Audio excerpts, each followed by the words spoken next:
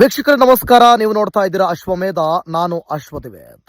Big boss ಮನೆಯಲ್ಲಿ captain ಪಟ್ಟಕ್ಕಾಗಿ ನಡೆದ ball ಸಂಗ್ರಹಿಸುವ ಟಾಸ್ಕ್ನಲ್ಲಿ ತೀವ್ರ ಪೈಪೋಟಿ ಏರ್ಪಟ್ಟಿದೆ. ಈ ಆಟದ ವೇಳೆ ಗಿಲ್ಲಿ ನಟ ಪ್ರತಿಸ್ಪರ್ಧಿ ರಾಶಿಕ್ ಅವರ ಕಾಲೆಳೆದು ಬೀಳಿಸಿದ್ದಾರೆ ಎಂಬ ಆರೋಪ ಕೇಳಿ ಬಂದಿದ್ದು, ಇದು ಮನೆಯೊಳಗೆ ಮತ್ತು ವೀಕ್ಷಕರಲ್ಲಿ ದೊಡ್ಡ ಚರ್ಚೆಗೆ ಕಾರಣವಾಗಿದೆ. ಕ್ಯಾಪ್ಟನ್ ಪಟ್ಟಕ್ಕಾಗಿ ಜೋಡಿಗಳ ನಡುವೆ ರಣರೋಚಕ ಆಟ ಶುರುವಾಗಿದೆ. ಸ್ಪರ್ಧಿಗಳು ತಾವು ಗೆಲ್ಲೋದಕ್ಕಿಂತ ಬೇರೆ ಜೋಡಿಯನ್ನ ಸೋಲಿಸಲು ರಣತಂತ್ರ ರಚಿಸುತ್ತಿದ್ದಾರೆ.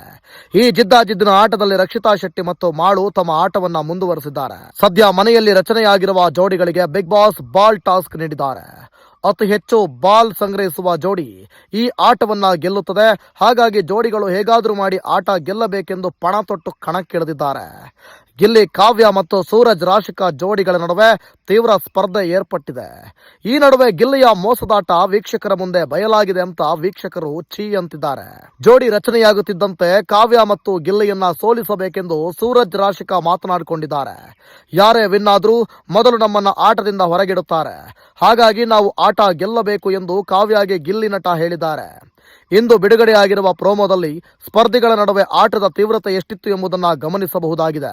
ಇಂದಿನ ಆಟವನ್ನ ಯಾರು ಗೆದ್ರು ಸೋತರು ಎಂಬುದನ್ನು ಪ್ರೋಮೋದಲ್ಲಿ ತೋರಿಸಿಲ್ಲ. ಆದರೆ ವೀಕ್ಷಕರು ಜಿಯೋ ಹಾಟ್ಸ್ಟಾರ್ ನಲ್ಲಿ 24x7 ಲೈವ್ ಆಗಿ ಶೋ ನೋಡಿದ್ದು ತಮ್ಮ ಅಭಿಪ್ರಾಯಗಳನ್ನ ಸೋಷಿಯಲ್ ಮೀಡಿಯಾದಲ್ಲಿ ವಿಡಿಯೋ ತುಣುಕುಗಳನ್ನು ಹಂಚಿಕೊಳ್ಳುತ್ತಿದ್ದಾರೆ.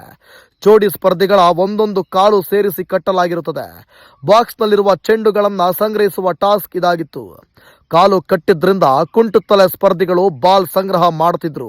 ಬಾಲ್ ತೆಗೆದುಕೊಂಡು ಹೋಗುತ್ತಿರುವ ಸಂದರ್ಭದಲ್ಲಿ ಕೆಳಗೆ ಬಿದ್ದ ಗಿಲ್ಲಿ ನಟ ತನ್ನ ಮುಂದಿರುವ ರಾಶಿಕ್ ಅವರ ಕಾಲುಗಳಿಗೆ ಕೈಗಳನ್ನ ಅಡ್ಡ ತಂದು ಬೀಳಿಸುತ್ತಾರೆ.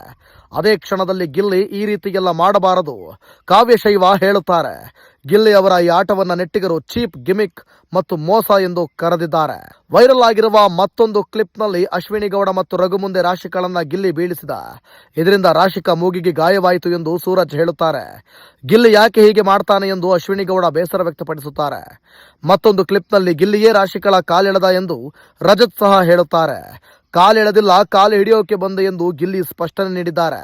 ಒಟ್ನಲ್ಲಿ ಇವೆಲ್ಲವನ್ನು ಕೂಡ ಬಿಗ್ ಬಾಸ್ ಗಮನಿಸಿರುತ್ತಾರೆ. ಕಿಚ್ಚ ಸುದೀಪ್ ವೀಕೆಂಡ್ ನಲ್ಲಿ ಈ ವಿಚಾರವನ್ನ ಇಟ್ಟುಕೊಂಡು ಬೆಂಡೆತ್ತೋದಂತೂ ಸಹಜ. ಗಿಲ್ಲಿ ಇದಕ್ಕೆ ಯಾವ ರೀತಿ ಸ್ಪಷ್ಟನೆ ಕೊಡ್ತಾರೆ ಅಥವಾ ಗಿಲ್ಲಿಯ ಆಟದ ಗಿಮಿಕ್ ಏನು, ಗಿಲ್ಲಿಯ ಸ್ಟ್ರಾಟಜಿ ಏನಿತ್ತು ಅನ್ನೋದನ್ನ ಕಂಪ್ಲೀಟ್ ಎಪಿಸೋಡ್ ನಲ್ಲೇ ತಿಳ್ಕೊಳ್ಬೇಕು. ಯಾಕಂತಂದ್ರೆ ಪ್ರೋಮೋ ಕ್ಲಿಪ್ಪಿಂಗ್ಸ್ ಗಳಲ್ಲಿ ಅಥವಾ ಲೈವ್ ಕ್ಲಿಪ್ಪಿಂಗ್ಸ್ ಗಳಲ್ಲಿ ಎಲ್ಲವನ್ನು ಕೂಡ ನಾವು ಕ್ಲಾರಿಟಿ ಕೊಡೋದಕ್ಕಾಗಲ್ಲ. ಇಲ್ಲಿ ಏನಿದೆಯೋ ಅದೆಲ್ಲವೂ ಕೂಡ ಸುಳ್ಳಾಗಿರ್ಬೋದು ಅಥವಾ ಗಿಲ್ಲಿಯ ಆಟ ಸ್ಟ್ರಾಟಜಿಯೇ ಆಗಿರ್ಬೋದು. ಎಲ್ಲವನ್ನ ಇವತ್ತಿನ ರಾತ್ರಿಯ 9:30 ಎಪಿಸೋಡ್ ನಲ್ಲಿ ಕಾದು ನೋಡೋಣ. ಇನ್ನು ಕೂಡ ಯಾರು ಅಶ್ವಮೇಧನ ಸಬ್ಸ್ಕ್ರೈಬ್ ಮಾಡಿಲ್ಲ ಅಂದ್ರೆ ಈ ಕೂಡಲೇ ಸಬ್ಸ್ಕ್ರೈಬ್ ಮಾಡಿ. Thank you.